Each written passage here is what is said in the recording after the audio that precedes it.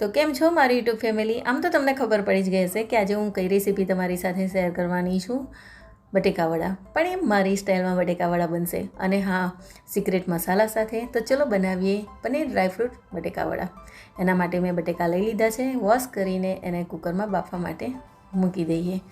બટેકા બફાઈ ગયા છે, હવે એને એક થાળીમાં કાઢી લીધા છે. હવે એ ઠંડા થાય એટલે એની છાલ કાઢી લઈએ. તો અહીંયા બટેકાની છાલ કાઢી લીધી છે. ચલો સિક્રેટ મસાલો બનાવીએ. તો એના માટે સૌથી પહેલાં વરિયાળી, ત્યાર પછી અહીંયા મેં લીધા છે ધાણા, આખા ધાણા, અને પછી મરી, અને અહીંયા મેં જાવંત્રી એક કટકોટ લીધો છે, વધારે નહીં. ત્યાર પછી તજ અને લવિંગ, અને અહીંયા સ્ટાર ફૂલના 2-3 કટકા લીધા છે, વધારે નથી લીધા. આ બધાને આપણે શેકવાનું છે. હા, જે પ્રમાણે બટેકાનું માપ હોય ને એ પ્રમાણે મસાલો આપણે તૈયાર કરવાનો છે. લાઇટ બ્રાઉન થાય, સરસ મજાની સુગંધી આવે બધા જ મસાલાની એકસાથે, ત્યાં સુધી શેકી લેવાના છે.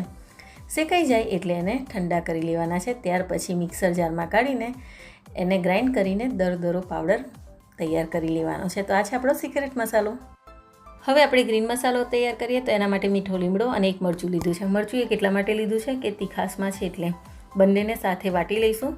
હવે લીમડો એટલા માટે વાટ્યો છે કે બાળકોને કોઈ ઓપ્શન ના રહે. હા, અહીંયા મેં છે ને આદું સ્કીપ કર્યું છે, તમારી જોડે હોય તો એડ કરી શકો છો. હવે આપણે બેટર તૈયાર કરીશું. એના માટે મેં અહીંયા 1.5 કપ કે વાડકી કહી દો એટલો ચણાનો લોટ લીધો છે. હવે ચણાના લોટની અંદર આપણે થોડુંક પાણી એડ કરતા જવાનું. એકસાથે પાણી એડ નથી કરવાનું. અને એ રીતના આપણે ખીરું તૈયાર કરવાનું છે. ખીરું અહીંયા મેં થોડુંક જાડું રાખ્યું છે, કેમ કે એને 5-10 મિનિટ આપણે રાખીશું સાઈડમાં, એટલા માટે. હવે અહીંયા આગળ જે બટેકા આપણે બાફીને રાખ્યા હતા એનો માવો તૈયાર કરી લઈશું આ રીતના. તો ચલો, માવો તૈયાર થઈ ગયો છે. હવે અહીંયા મેં ડ્રાયફ્રૂટ લીધા છે, એમાં કાજુ વચ્ચેથી કટિંગ કર્યા છે, કિસમિસ એને વચ્ચેથી કટિંગ કરી લીધી છે, કેમ કે બટેકાવડાની સાઇઝ નાની હોય. આ બંનેની સાઇઝ આખી થઈ જાય ને તો પછી મજા ના આવે ને, બટેકાવડા વળે પણ નહીં, અને કટિંગ કરેલું હોય ને તો સારું બી લાગે. ડ્રાયફ્રૂટ્સ તમે તમારા મનપસંદ હિસાબે લઈ શકો છો. પછી મેં એને ફ્રાય કરી લીધા છે તેલમાં, આ રીતના લાઇટ બ્રાઉન થાય ત્યાં સુધી. ફક્ત કાજુને ફ્રાય કર્યા છે. હવે તેલ ગરમ છે તો એમાં આપણે વઘાર કરી દઈએ બટેકાવડાનો. તો અહીંયા મેં રહી લીધી છે. રહીની માત્રા થોડીક વધારે છે. અમુક રેસીપીમાં રહી થોડીક વધારે હોય ને તો સારી લાગે, તો એવું બટેકાવડામાં પણ છે. હિંગ અને ગ્રીન મસાલો એડ કરી દીધો છે. એને થોડુંક તેલમાં સાંતળી લઈશું. ખાસ વાતનું એ ધ્યાન રાખવાનું છે કે અહીંયા કોઈ પણ મસાલા બળી ન જવા જોઈએ. થોડીક માત્રામાં અમે અહીંયા હળદર લીધી છે. હવે હળદર મિક્સ થઈ જાય સરખી રીતના એટલે એની અંદર આપણે જે સિક્રેટ મસાલો સ્પેશિયલ બટેકાવડાનો બનાવ્યો છે ને એ એડ કરી દેવાનો છે. નીચે ગેસ મેં ઓફ કરી દીધો છે, કેમ કે ગરમ મસાલો જે એડ કર્યો છે એટલે કે સિક્રેટ મસાલો એ બળી ના જાય. હવે મસાલો સરખી રીતના તેલમાં શેકાઈ ગયો છે. તો જે બાફેલા બટેકા છે એની ઉપર આપણો વઘાર એડ કરી દઈશું આ રીતના.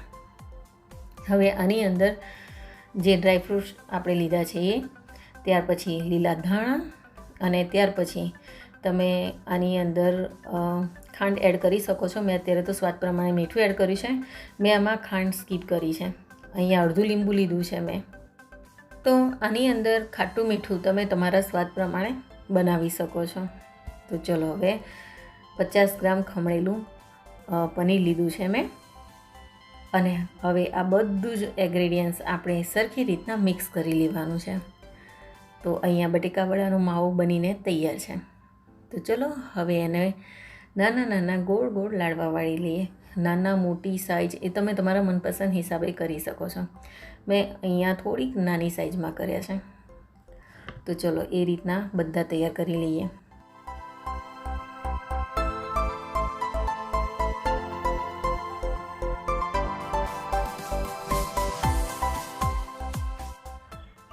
તો ચલો, હવે ખીરાની અંદર મસાલો કર્યો છે, મીઠું, અજમો. ઘણા લોકો અજમો નથી એડ કરતા, મેં આમાં અજમો એડ કર્યો છે, એનાથી સ્વાદ સારો રહે. તો અહીંયા બધું મિક્સ કરી લીધું છે. સાજીના ફૂલ લીધા છે અને 2 ચમચી જેટલું ગરમ ઓઇલ અંદર એડ કર્યું છે, અને ખીરાને બરાબર સરખી રીતના હલાવી લેવાનું છે. તો આ રીતના ખીરું તૈયાર થઈ ગયું છે. તો ચલો, હવે બટેકાવડા તૈયાર કરી દઈએ. તેલ ગરમ મૂકી દીધું છે મેં, અને ખીરાની અંદર જે આપણે બટેકાના લાડવા તૈયાર કર્યા હતા ને નાના, એ એડ કરીને આ રીતના બટેકાવડા તૈયાર કરી દઈએ તળવા માટે.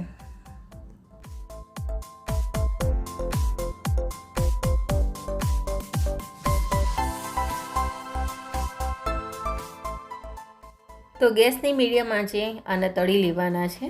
ધીરે ધીરે ફ્રાય થઈ જશે આ રીતના. જો એકદમ ક્રિસ્પી નજર આવે છે તમને, એકદમ મસ્ત બટેકાવડા બન્યા છે. બિલકુલ દુકાન જેવા લાગે છે ને.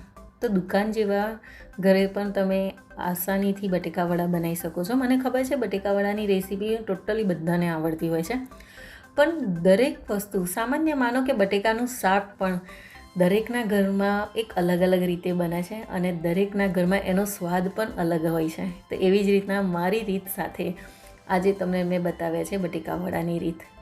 તો જોઈ લો, આ રીતના બટેકાવડા પણ તમે ઘરે બનાવી શકો છો અને કંઈક નવી રીતના તમે તમારા ઘરને કંઈક નવું બનાવીને પણ જમાડી શકો છો. આઈ હોપ કે આ બટેકાવડાની રેસીપી તમને પસંદ આવી હશે. તો પસંદ આવી હોય તો શું કરવાનું, ચેનલને સબસ્ક્રાઈબ કરી દો, વિડીયોને લાઈક કરી દો અને હા, ફરી મળીશું એક નવા વ્લોગ, નવા વિડીયો સાથે કાં તો નવી રેસીપી સાથે. ત્યાં સુધી સૌને જય શ્રી કૃષ્ણ.